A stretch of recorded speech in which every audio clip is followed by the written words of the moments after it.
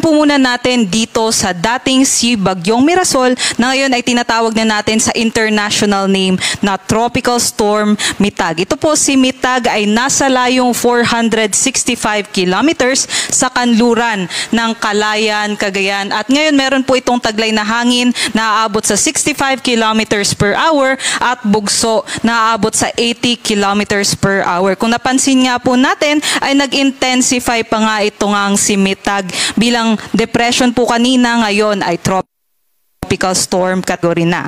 At ngayon nga po mapapansin din po natin kahit malayo po ang si Tropical Storm Mitag sa ating mga kapuluan, ay ito nga pong kanyang extension ng mga kaulapan, yung trough po nitong tropical storm ay nakakaapekto pa rin dito sa may extreme northern Luzon, pati na rin po dito sa may Ilocos region.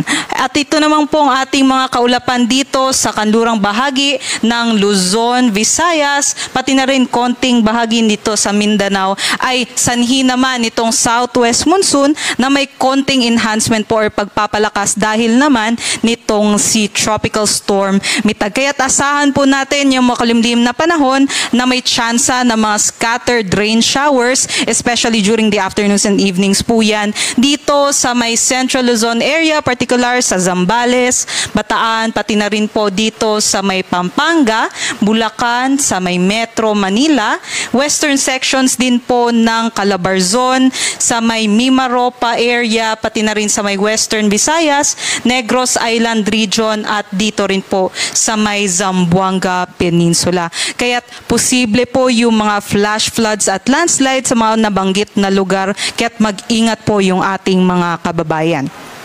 Dito naman po sa may silangang bahagi ng ating bansa, pansin na rin po natin yung mga pulu-pulong mga kaulapan dyan. Ito po yung ating mga localized thunderstorms. So, every afternoons po, potentially, meron po tayong mga localized thunderstorms dito po, especially sa may eastern side po ng ating bansa. Kaya anong bahagi man tayo ng ating kapuluan, ay magdala pa rin po tayo ng mga payong panangga sa ulan, pati na rin po sa init.